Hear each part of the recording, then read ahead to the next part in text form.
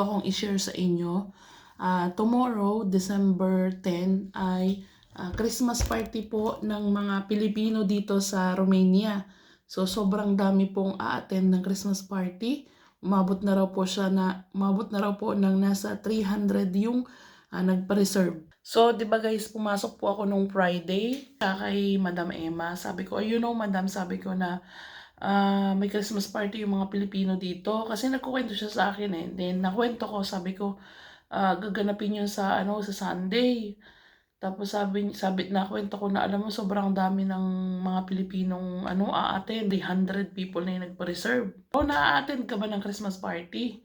Sabi ko, ay naku madam, hindi. Sabi niya, why? Sabi niya sa akin, unang-una, hindi ba ako mahilig sa mga ganyan guys? Hindi ako mahilig sa mga gathering. Nahiya kasi ako. Sabi ko, wala akong susuoting damit. Hindi ako mahilig mag-dress, madam. Sabi ko, hindi ako sanay sa gano'n. Saka magsusuot ng mga heels. Hindi ako sanay sa ganyan. Sabi sa akin na Madam Rona, sabi niya, Rona, kailangan mo nang maging tao. Tagalogin ko na lang, sabi niya, kailangan mo nang maging tao. Tawa ako ng tawa. Guys, para guys, ibig sabihin ni Madam na kailangan ko raw makipag-socialize paminsan-minsan. Kailangan ko raw ma-experience yung mga ganyang bagay. Sabi ko, Madam, wala, nireason ko na lang. Sige, wala kasi ako, Madam, susuotin. Hindi ako mahilig mag-suot mga dress. Kailangan daw kasi formal, nakadress doon. Kasi syempre, alangan nang magsuot ako, Madam, ng nakamaong pants ako, di ba? Tapos sabi sa Rona, sabi niya, I will go outside today. Sabi niya, si Madam kasi guys, ka-age ko lang po yung, ka-edad ko lang siya. Kaya parang mag-friends lang kami ba, hindi kami totally mag-amo pag nandun ako sa kanila. Niya sa akin yung, yung dress niya. Nagulat ako, sabi ko, Madam, ito yung ibibigay mo sa akin. Sabi niya, yes. Na-shock ako kasi, ang ganda-ganda kasi nun guys, para sa akin sobrang ganda nun. Ewan ko lang sa inyo kung ano para sa inyo. So, ipapakita ko sa inyo guys. And then guys, di ba binigyan niya ako ng clothes, ng dress. Hindi lang isa, dalawa pa yung binigay niya sa akin pagpipilian ko. Yung isa ay black. Ako sabi niya, meron ka bang shoes? Sabi ko, Madam, wala akong shoes. Sabi ko, wala akong ipapartner dyan. Sabi niya, don't worry. Pumunta siya sa pinakang third floor. Pagbabaan niya, Rona, come here. Sabi niya, i-share ko lang sa inyo guys kung gaano kabait yung client kong yun. Hanggang ngayon sila yung client ko. Ito guys, oh.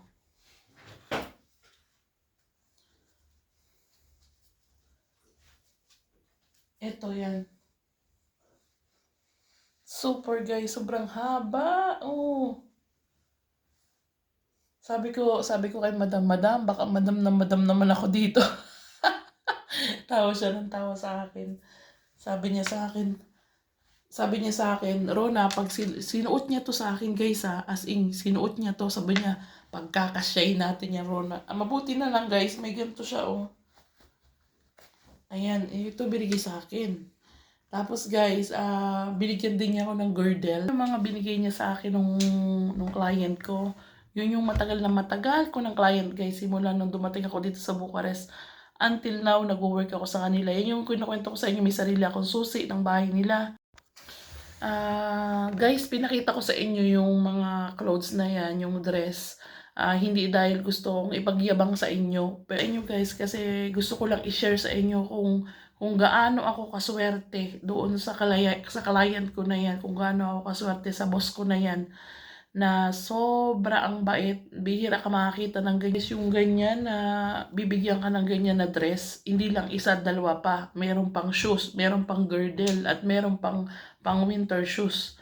Alam nyo guys, bibihira yung mga ganyang tao guys. Kaya sobra ang, alam mo yung pag nagtatrabaho ko sa kanila, talagang alam kong pag-alis ako ng bahay, malinis yung bahay nila. Tapos ang plantsahin nila. Guys, abangan nyo po yung Christmas party ng mga Pilipino dito kasi magbo-vlog ako doon. Ayan, may mga parapol po sila. Maraming parapol guys, maraming pa-premyo. Ayan, abangan nyo guys kasi may nakita ako doon sa post na may malaking TV kasama sa raffle, may e-bike, may cash prize. Meron ding parang yung couple of the night. Meron din yung maganda bang clothes, yung basta beauty, ganyan. Hindi ko lang paalam yung iba, pero alam ko maraming mga nakasobre. And then may mga gift din sa mga bata. Kaya umattend na rin ako kasi nanghinayang ako guys na meron kasing gift si Daniel at si Jacob na ibibigay doon sa community. Doon sa Filipino community, yung samahan nila, yung nag-organize ng party guys. Yung nag-organize guys ng party is TFCR. Sila yung namumuno dito sa Filipino community dito sa Romania. Moral lesson dito guys, kung mga katulad ko kayo mga viewers ko na katulad ng trabaho ko na nangangamuhan, yun.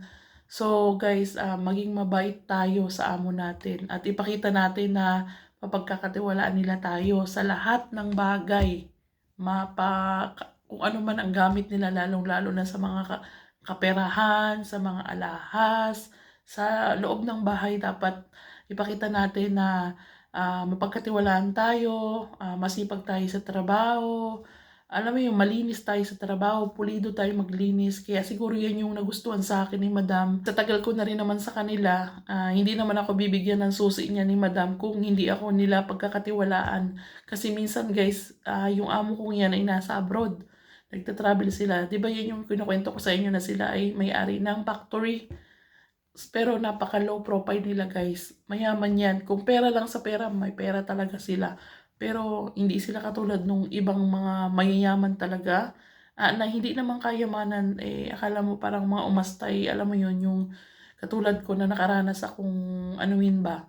Pero sila talaga guys, kung pera lang, may pera talaga sila. Pero sobrang down to earth, sobrang bait nila.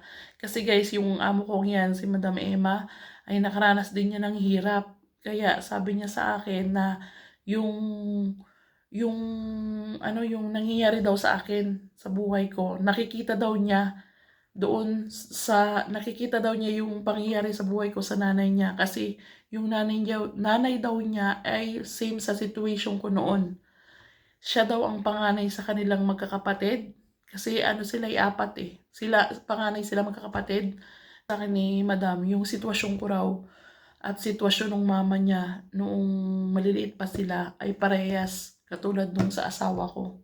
Ganyan na ganyan daw sa sitwasyon. Kaya nung nakita niya ako, sabi niya na parehas kayo nung nanay ko. Pero tingnan mo Rona na tinaguyod kami nung nanay ko na sarili lang niya. Meron daw yung nanay yung trabaho, 2-3 trabaho sa isang araw. Kasi nung naging single mother daw yung nanay niya kasi nga 'di ba hindi maganda yung ugali din ng tatay niya. So nagpunta raw sila ng ibang European, nagpunta sila ng Italy at doon sila namuhay hanggang lumaki sila. Pero tingnan mo naman sila, puro mga professional sila. Haba na naman yung kwento ko. Gusto ko pa naman guys, konti lang sana yung yung video kasi hindi rin maganda yung sobrang haba. Kaya lang dire-diretso na naman yung bibig ko ba pag nagkukwento ako. Kasi kung ano yung na-experience ko, sinishare ko lang ba sa inyo. Kasi wala naman ako laging kausap dito guys, kundi si Jacob.